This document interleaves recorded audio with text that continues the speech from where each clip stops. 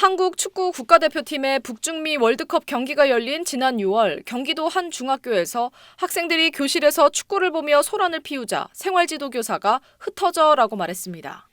그런데 이틀 뒤 국민신문고에 관련 민원이 접수됐습니다. 민원 사유는 교사가 학생들에게 너무 크게 소리쳤다는 것이었습니다. 같은 학교 체육교사도 미세먼지가 있는데 왜 야외에서 체육 수업을 했느냐는 민원을 받았고 결국 학교 측은 답변서를 작성해 교육청에 제출해야 했습니다. 최근 국민신문고를 통한 이른바 학교 민원이 빠르게 늘고 있다는 분석이 나왔습니다. 국민권익위원회 자료에 따르면 전국 16개 시도교육청에 접수된 학교 관련 국민신문고 민원은 2024년 12만 4천여 건에서 지난해 13만 3천여 건으로 7.1% 증가했습니다. 같은 기간 국민신문고 전체 민원은 4.3% 감소했지만 교육청 관련 민원은 반대로 늘어난 겁니다. 올해 들어 증가세는 더 가파릅니다. 1분기에만 5만 2천여 건이 접수돼 석 달 만에 지난해 전체 민원의 약 40%를 차지했습니다. 민원 내용도 다양해 영어 수행평가가 너무 어렵다. 아이의 동아리를 왜 바꿔주지 않느냐. 사이가 좋지 않은 친구와 왜 같은 모듬으로 배정했느냐. 현장 체험 학습 버스의 자리 배치 기준이 무엇이냐는 등의 민원도 접수되고 있습니다. 교육부는 지난 1월 교사의 개인 연락처나 SNS를 통한 민원 접수를 금지하는 등 교권 보호를 위한 민원 처리 매뉴얼을 마련했습니다. 하지만 국민신문고와 같은 공식 창구를 통해 민원이 접수되면 이야기가 달라집니다. 학교는 관련 법에 따라 사실관계를 확인하고 7일 이내에 교육청에 답변서를 제출해야 합니다. 교사에게 직접 제기되는 민원은 줄더라도 공식 민원으로 접수될 경우 학교가 처리해야 하는 행정 부담은 여전히 남는 겁니다. 황당 민원이 쏟아지는 건 교육청뿐만이 아닌데 지난해 서울시 온라인 민원 시스템에는 서울식물원의 곰 가족 조형물이 3마리뿐이라 저출산을 조장한다며 곰 2마리를 추가로 설치해달라는 민원까지 접수됐습니다. 전문가들은 온라인 민원을 접수할 때 구체적인 근거를 제시하도록 하고 근거가 부족한 민원은 사전에 걸러낼 수 있도록 제도를 보완할 필요가 있다고 지적했습니다. SBS 김민정입니다. 지난해 6월 경남 김해의 한 중학교. 체육교사 A씨는 1학년 1교시 수업을 마무리하며 제자들과 스쿼트 운동을 했습니다. 사흘 뒤 한 학생 할머니의 전화가 왔습니다. 우리 오늘 학교 운동장에다가 이 폭염 속에 애를 세워놓고 우리 애가 소양이를 체질이라 물을 잘 안 마셔요.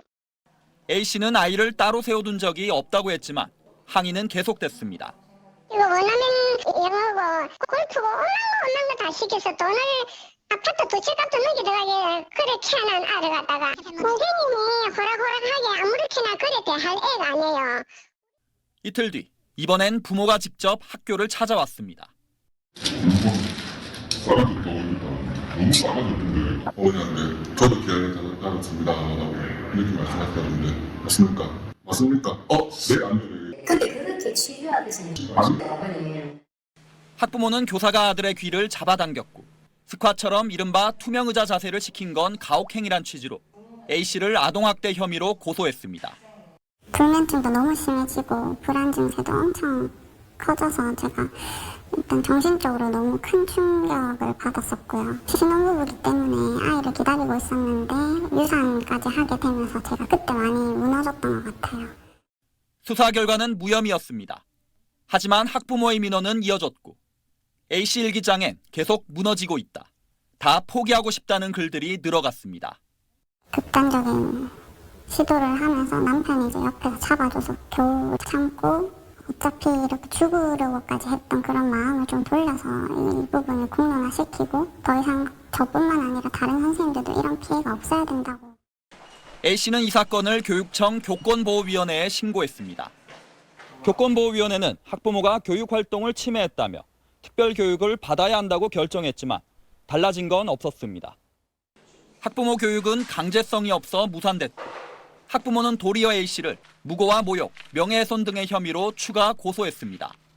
학부모 측은 수사기관과 법원의 판단을 존중한다면서도 추가 고소한 사건은 법적 절차가 진행 중이라 답변이 어렵다고 했습니다. 지금 빨리 이것을 좀 중단시켜 주지 않으면 학교는 정말로 교육하기 힘든, 교육이 불가능한 그런 공간이 되지 않을까. 끝나지 않는 소송의 굴레 속에서 교사가 견뎌야 하는 악몽은 1년이 지난 지금도 현재 진행형입니다. SBS 정반석입니다. 초등학생 학부모의 악의적 민원 제기로 안면마비에 걸린 교사에게 학부모가 정신적 피해를 배상해야 한다는 법원의 판단이 나왔습니다. 전주지법 민사부는 오늘 한 초등학교 교감인 A씨가 학부모 B씨를 상대로 낸 손해배상 청구 소송에서 원고 승소로 판결했다고 밝혔습니다. 재판부는 피고는 원고에게 3천만 원을 배상하고 지연이자를 지급하라고 판시했습니다. 이 재판은 전주 지역 한 초등학교에서 지난 2023년부터 2년에 걸쳐 일어난 B씨의 반복된 민원 항의에서 비롯됐습니다. 해당 초등학교에 자녀를 보낸 B씨는 학교 누리집과 전화 등을 통해 정당한 교육활동을 침해하는 수준의 과도한 민원을 제기했습니다. 구체적으로 자녀의 학교 생활기록부 내용을 정정해달라, 아이가 아픈데 왜 농구를 시키느냐, 왜 과목별 수업계획서 없이 수업을 진행하느냐 등의 항의를 거듭했습니다. 이 중 일부는 실제 그러한 일이 있었지만 몇몇은 일어나지도 않은 일을 빌미로 학교에 조치를 요구한 것으로 드러났습니다. 당시 학부모 민원 처리를 담당했던 A 교감은 이 일로 극심한 스트레스에 시달리다가 우울증과 안면마비를 앓는 등 일상생활이 어려울 정도로 건강이 악화했습니다. 재판부는 부모 등 보호자는 자녀 또는 아동의 교육에 관해 학교의 의견을 제시할 수 있고 학교는 그 의견을 존중해야 한다면서도 이러한 의견 제시는 교원의 전문성과 교권을 존중하는 방식으로 이루어져야 한다고 설명했습니다. 그러면서도 피고는 자녀를 위해 민원을 제기했으므로 그 목적에 있어 참작할 사정이 있긴 하지만 정당한 교육활동에 대해 부당하게 간섭하고 교권을 침해하는 행위는 정당한 권리 행사를 벗어난 것으로 봐야 한다고 판시했습니다. SBS 김지욱입니다.